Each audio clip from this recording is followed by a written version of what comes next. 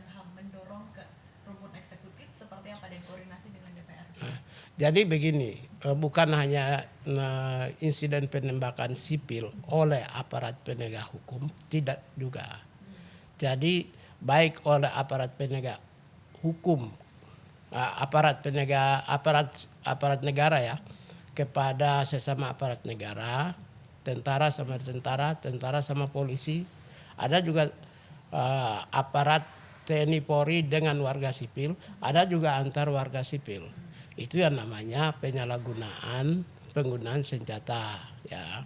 Hal itu disebabkan karena salah satunya adalah adanya perizinan yang tidak, penggunaan dan pemanfaatan senjata yang tidak terkontrol. Itu dimulai dari perizinan yang diberikan. Siapa yang memberi izin? Ya pasti aparat pengguna atau sumbernya, yaitu tentara, polisi, dan perbakin kan.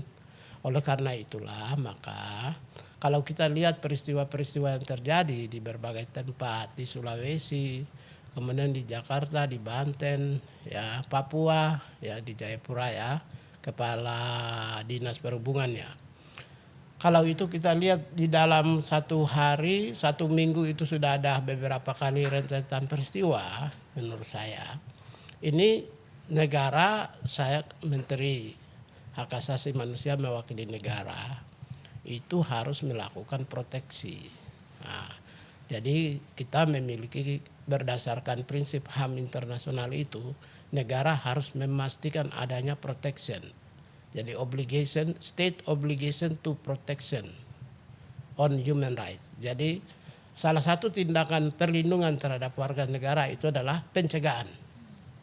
Jadi yang sekarang ini saya lakukan protection dalam konteks pencegahan supaya tidak menimbulkan efek yang lebih luas. Misalnya ada yang bisa menyebabkan kematian, itu kan pelanggaran terhadap hak hidup, right to life ya.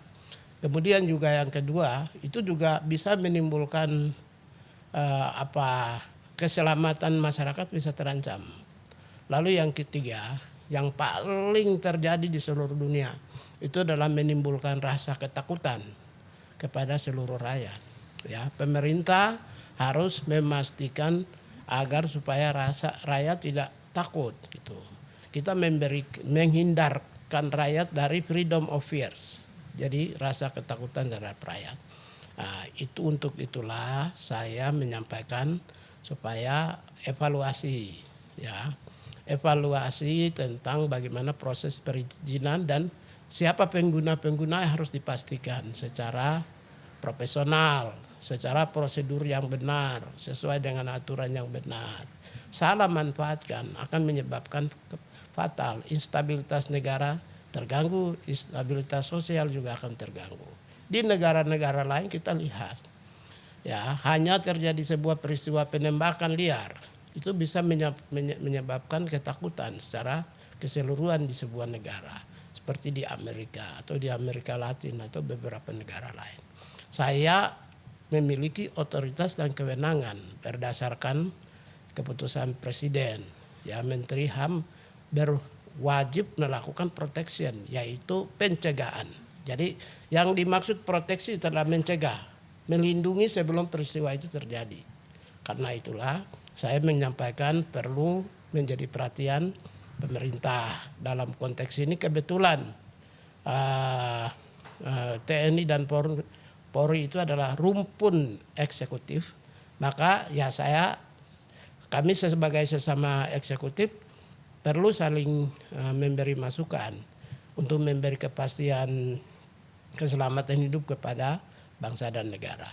Hari ini saya ucapkan terima kasih kepada Ketua Komisi 13 Pak Willy Aditya yang telah merespon dan meminta untuk melakukan perubahan regulasi yang mengatur tentang penggunaan senjata yang digunakan oleh masyarakat sipil maupun juga aparat. Jadi tidak hanya aparat saja, masyarakat sipil. Seringkali masyarakat sipil juga sering menggunakan itu untuk kepentingan pribadi mereka. Suka juga menakut-nakuti orang. Ya, kita lihat fakta-fakta peristiwa itu ada, hanya belum pernah mengemuka di publik selama ini kan. Oleh karena itu kita yang kami apresiasi kepada DPR Komisi 13 itu adalah mereka merespon dan mereka akan lakukan langkah-langkah yang lebih konkret melalui evaluasi regulasi yang mengatur tentang penggunaan dan perizinan senjata. Apakah akan diajak koordinasi juga komunikasi soal penggodokan regulasinya nggak Pak? Saya kemungkinan dalam 1-2 hari ini kirim surat ke Panglima TNI dan Kapolri, mungkin juga ke Perbakin untuk mempertimbangkan masukan dari masyarakat dalam rangka pencegahan, agar supaya negara kita ini janganlah ya seperti negara-negara lain yang hanya karena penyalahgunaan senjata yang dimiliki oleh sipil ataupun juga aparat yang kemudian terjadi penembakan liar menjadi OTK yang sekarang disebut juga, itu bisa menyebabkan ketakutan dan ancaman keselamatan masyarakat. Artinya urgensi untuk melakukan evaluasi regulasi ini sebenarnya udah tinggi Pak menurut Bapak? Ya gini, kalau soal urgensi tanya aja rakyat. Setelah peristiwa ini apakah urgensi enggak? Karena gini, urgensitas itu salah satunya itu ditunjukkan dengan dalam 1-2 hari terjadi 4 peristiwa atau bahkan lebih. 1 di Jayapura, yang kedua di Bone, yang ketiga di Jalan Tol, yang keempat di Merak Bakauheni. Kan dalam 1-2 hari saja terjadi 4 peristiwa. Karena itu ya kalau kita tidak memproteksi dari awal, kita tidak mengucapkan dari awal tindakan proteksi yang menjadi kewenangan pemerintah dari awal, ya kita berdosa.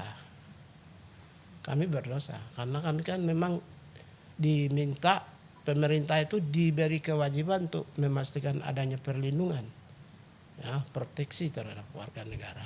Yang tadi saya ulang tuh, ya, the state obligation to protect on human right. Protect itu ada pencegahan. Ini salah satu tindakan pencegahan. Makasih.